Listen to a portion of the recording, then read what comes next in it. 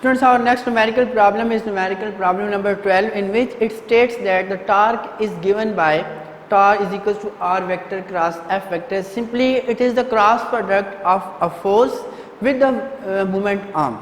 Moment arm क्या होता है कि point of application of force से लेकर एक्सिस ऑफ रोटेशन तक जो एक हॉरिजॉन्टल डिस्टेंस हमारे पास होता है, that distance is known as the moment arm. तो कहते हैं कि हमें एक फोर्स गिवन है, एक फोर्स अप्लाई होती है किसी एक पॉइंट के ऊपर, तो उस ऑब्जेक्ट को रोटेट करवाती है about an axis of rotation. उस एक्सिस ऑफ रोटेशन से point of application of force तक जो एक मोमेंट आर्म आ रहा है, that is given by this unit vector, this vector position vector r. We have to calculate the torque in that object. So simply we will write torque ta is equals r vector cross f vector. We will plug the values. We know that कि जब भी हमने cross product को solve करना होता है, हम इसको एक डिटर्मिनेंट की फॉर्म में बना के लिख लेते हैं. डिटर्मिनेंट की फॉर्म में जब हम इसको लिखते हैं, it is the most easiest way to solve the cross product of any two vectors. Right, हम इसको क्रॉस प्रोडक्ट की फॉर्म में ही लिखते हैं. फर्स्ट रो में आ जाएगा I unit vector J unit vector into K unit vector. First component is जो प्रोडक्ट में पहला वेक्टर आ रहा है, that is R position vector. हम उसके कंपोनेंट्स लगा देते हैं 7, 3 एंड 1. राइट, फिर हम फोर्स के लगा देते हैं -3, 1 and 5. Right, now we have to expand this determinant in order to calculate the torque on that object. So for this we can expand it by using first row, that is I unit vector into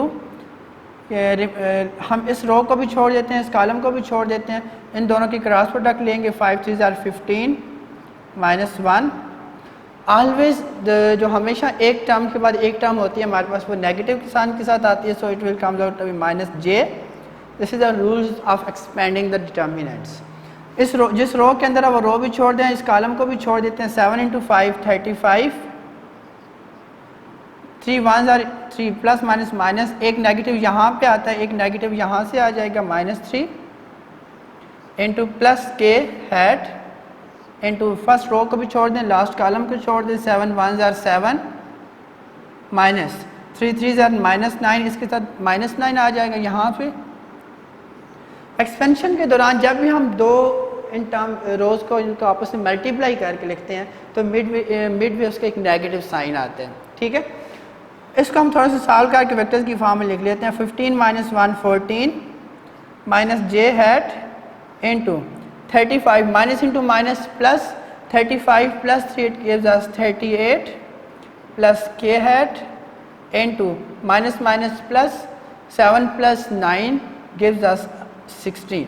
So the resultant vector will be 14 I hat minus 38 j hat plus 16 into k hat. This is the torque which is produced in that object under the action of this force at the position vector this one.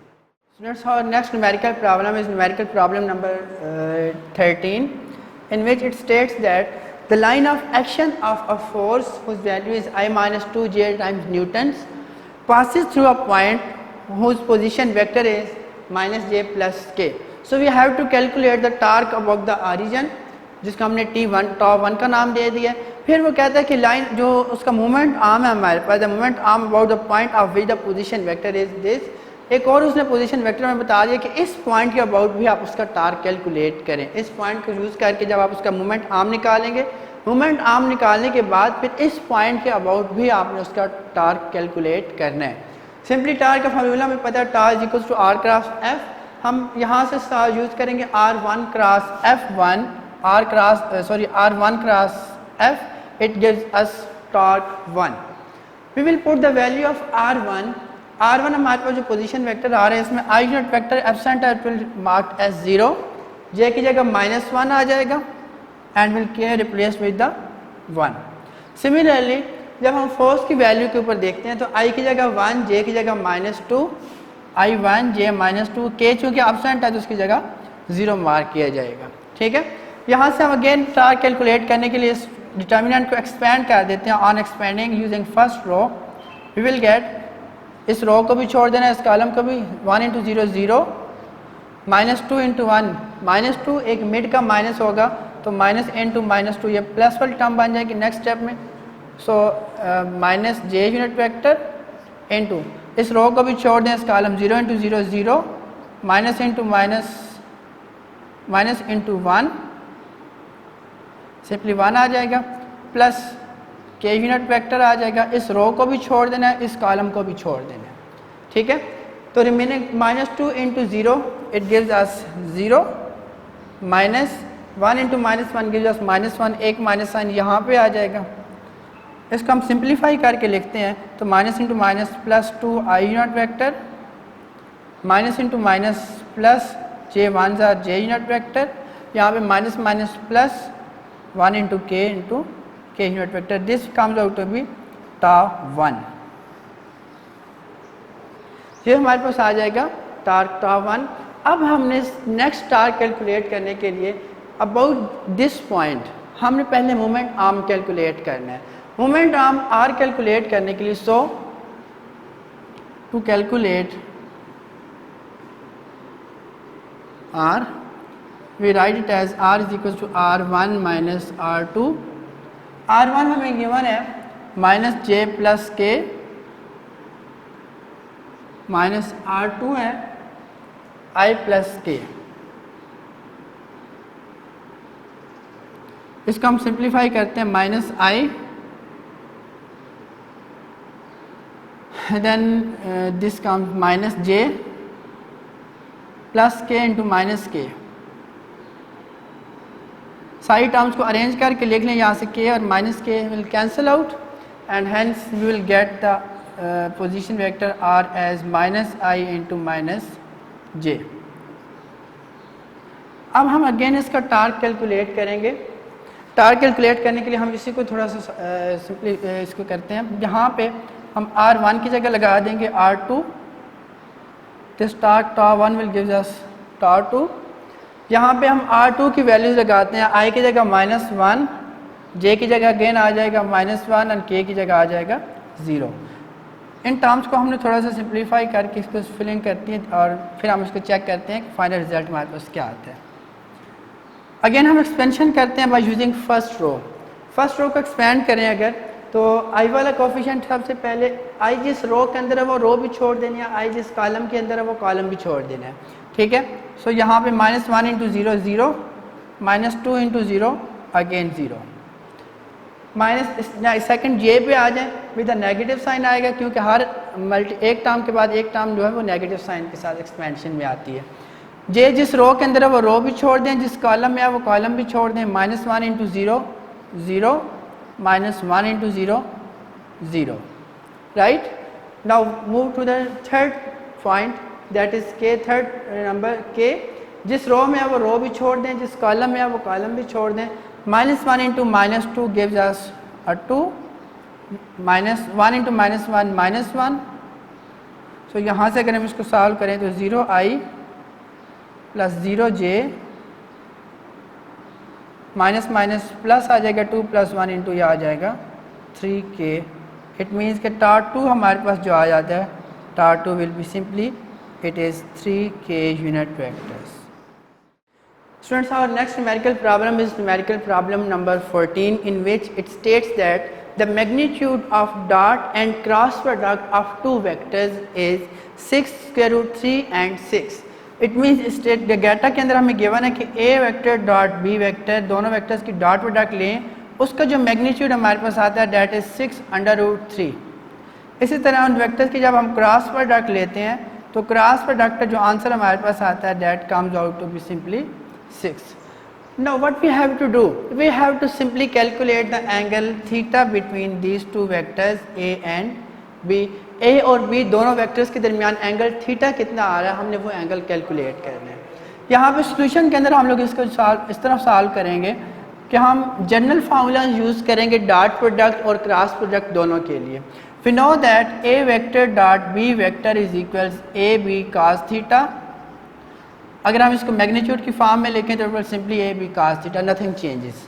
इस तरह जब हम cross product के बारे में लिखते हैं तो A vector cross B vector का magnitude is equal it comes out to be A B sine theta. जब हम मैग्नीट्यूड लगा देंगे तो उस वक्त यहाँ पे एंड पे जो एन यूनिट वेक्टर जो इसको वेक्टर की फॉर्म में कन्वर्ट करता है वो यूनिट वेक्टर खत्म हो जाएगा, because the magnitude of unit vector is 1। So numerical any numerical value any number multiply by 1 gives a simple that number, there is nothing changes. So यहाँ पे ए डॉट बी और ए cross B की जब हम इस साइड पे values लगा देते हैं तो हमारे पास A B cos theta equal आ जाता है 6√3 के, और इसी तरह A B sine theta equal आ जाता है 6 के। ठीक है, अब यहाँ से हम इन दोनों टर्म्स को अगर डिवाइड करें, डिवाइडिंग इनको नाम दे दें इक्वेशन नंबर 1 और equation number 2। Dividing 1 and 2 gives us 1 and 2 में हम लिख लेते हैं A B sine theta divided by A B cos theta. A B sine theta वाली टर्म का मैग्नीट्यूड आ रहा है 6 और cos थीटा वाली टर्म का आ रहा है 6√3। ठीक है, यहाँ से ए बी दोनों न्यूमेरिकल वैल्यू सिंपल नंबर्स हैं, दोनों कैंसिल हो जाएंगे। साइन थीटा और cos theta gives us a tan theta is equal, यहाँ पे 6 और 6 कैंसिल आउट गिव्स अस 1/√3। अब हमने ये देखना है कि यहाँ पे जो 1/√3 आ रहा है, ये 1/√3 हमें अगर tan की फॉर्म में चेक करें तो कौन से एंगल की वैल्यू देता है।